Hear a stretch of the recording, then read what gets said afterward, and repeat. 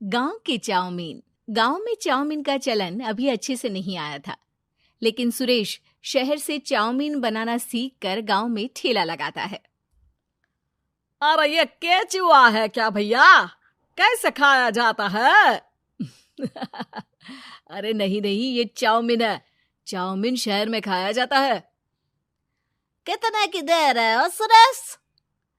10 रुपए की प्लेट भरकर। तभी वहां शहर से पढ़ा एक लड़का आता है। जरा एक प्लेट चाउमीन तो देना।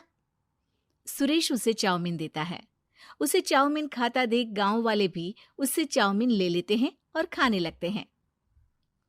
अरे वाह सुरेश भैया, कमाल की बनाए हो। 2 प्लेट मेरे बच्चों के लिए भी पैक कर दो। बस फिर क्या था, सुरेश का ठेला लगता है और चाउमीन खरीदने वालों की लाइन लग जाती है। तभी वहां से गांव का साहूकार होकर गुजरता है। और ये क्या भीड़ लगी है? लगता है झगड़ा हो गया है गांव में। चलूं मैं अभी तो मजे ले लूं। अरे कहाँ है, इतनी भीड़ लगी है यहाँ? लड़ाई हो गई है क्या? अरे साहूकार साहब, ना ना ना, कोई लड़ाई ना हुई है। ये तो सुरेश की दुकान है चाउमीन की। हम लोग चाउमीन खाने आए हैं, आप भी खाइए ना। साहूकार चाउमीन खाता है और सुरेश की तरफ देखता है, जो सारे दिन के पैसे गिन रहा होता है। अरे सुरेश, क्या लागत है इस काम की? अरे साहूकार जी, आप अब आए हैं तो ये पूरे 10,000 रुपए ले जाइए, जो पिछले साल शहर जाने से पहले आपसे लिए थे ना। लागत तो क्या कहे, जो आपने दिया था उसी में सीखा भी है और दुकान भी खोल ली। अरे पैसे इतने जल्दी क्या जरूरत थी? कैसे जरूरत नहीं थी साहूकार जी, इतना मोटा ब्याज कहाँ से भरते। साहूकार को अब सुरेश की दुकान को हड़पने की लालच आ जाती है। नाना करते ये सारे दिन में 500 रुपए कमा ही लेता है। अरे गांव में ये ऐसे ही कमाता रहा तो कहीं ब्याज का काम ना शुरू कर दे। अरे भैया, कोई ना कोई जुगाड़ तो करना पड़ेगा। अब साहूकार घर आ जाता है और अपनी बीवी को सारी बात बताता है। हाँ जी, ये तो मैंने भी सुना है कि सुरेश के हाथ की चाउमीन नहीं खाई तो कुछ नहीं खाया। अरे हाँ हाँ, सही ही कहते हैं। मैं भी खा कर ही आ रहा हूँ। अरे भाग्यवान है, कितना अच्छा हो ना अगर वो पैसा हम लोगों को मिल जाए। क्यों? हैं? हाँ, वो तो है, लेकिन कैसे? हम लोगों को तो चाउमीन बनाना आता ही नहीं है। साहूकार और उसकी बीवी अब रोज चुपके से सुरेश के घर जाते हैं और खिड़की से उसे चाउमीन बनाते देखते। अब क्या था, दोनों को चाउमीन बनाना आ जाता है। फिर एक रोज, और सुरेंद्र, तुझे साहूकारनी ने बुलाया था। बोल रही थी कि बेटे के जन्मदिन में 10 किलो चाउमीन का ऑर्डर देना है। बना दोगे ना? अरे हाँ हाँ साहूकार जी, मैं जरूर बना दूंगा। कब देना है घर में 10 किलो चाउमीन? अरे वो तो तू घर आकर बता कर लेना, मैं नहीं बता पाऊंगा। ठीक है, शाम को काम निपटा कर आ जाता हूँ। सुरेश साहूकार के घर जाता है, लेकिन वहां मियाँ बीवी मिलकर उसे बंधक बना लेते हैं। अरे मुझे क्यों बांध रखा है? मुझे छोड़ दो।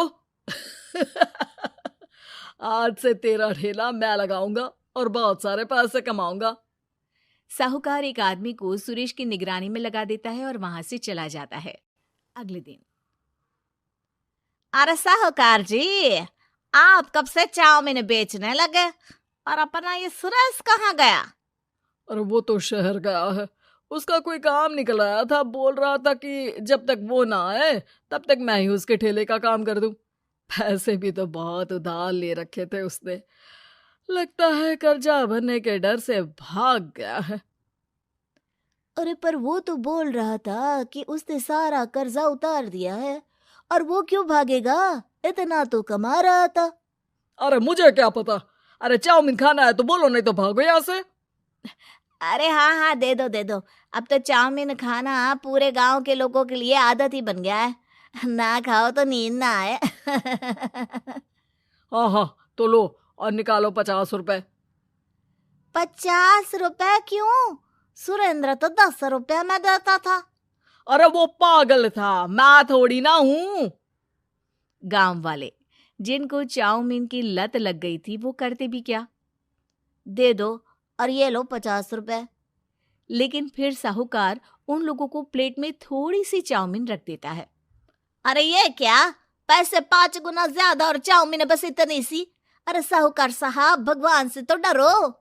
बस फिर क्या था, साहूकार की मन मर्जी चलने लग जाती है और गांव वाले करते भी क्या।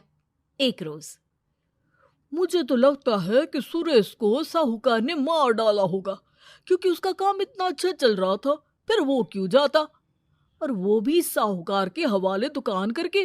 ना बाबा ना। अगले रोज भाग्यवान, देखो तो जरा, इस सुरेश भी ना कितना पागल था। जिस काम से वो ज्यादा पैसे बना सकता था, उससे इतने कम पैसे छाप रहा था। 50 रुपए प्लेट में भी गांव वाले खूब खा रहे हैं चाउमीन। हाँ जी, और जितने में वो लोगों को 10 प्लेट खिलाता था भर भर कर हम लोग उतने में 20 प्लेट बना रहे हैं। क्यों जी? वहीं सुरेश रोज भगवान से मांगता कि बस एक बार वो किसी तरह वहां से निकलने में कामयाब हो जाए, लेकिन उसकी हर कोशिश नाकामयाब होती।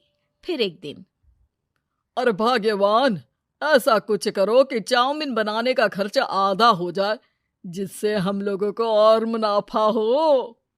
ना जी, मुझे तो कोई तरकीब ना सूझ रही। अरे सुनो, एक काम करते हैं, चाउमीन बनाने में जो सब्जी लगती है वो मंडी में लेने तुम देर रात चली जाना। तब तक वो सारी सड़ी गली सब्जी जो दुकानदार वहीं फेंक जाते हैं, वो उठा कर ले आना फ्री में। अरे वाह जी वाह, आप तो बहुत समझदार हैं जी। बीवी वैसा ही करती है, लेकिन अब लोग चाउमीन खाते तो मुंह बनाकर। फिर एक बार, अरे राम राम राम, ये पेट में दर्द काहे हो रहा है? आई, आई, आई, आई, आई। हाय रे हाय, मेरा भी पेट दर्द के मारे फटा जा रहा है। सभी को शक हो जाता है कि उन लोगों को चाउमीन खाने से ही ये बीमारी हो गई है। वहीं दूसरी तरफ जो आदमी सुरेश की निगरानी कर रहा था, वो सो रहा होता है और मौका देखकर सुरेश वहां से भाग जाता है। सुरेश गांव वालों के पास जाकर उन्हें सब कुछ बता देता है। बस अब क्या था, साहूकार के घर पुलिस पहुंच जाती है। चलो, तुमने गांव के लोगों को खराब सब्जी वाली चाउमीन खिलाकर बीमार किया और सुरेश को बंधक बनाया। तुम्हें इसीलिए हम गिरफ्तार कर रहे हैं।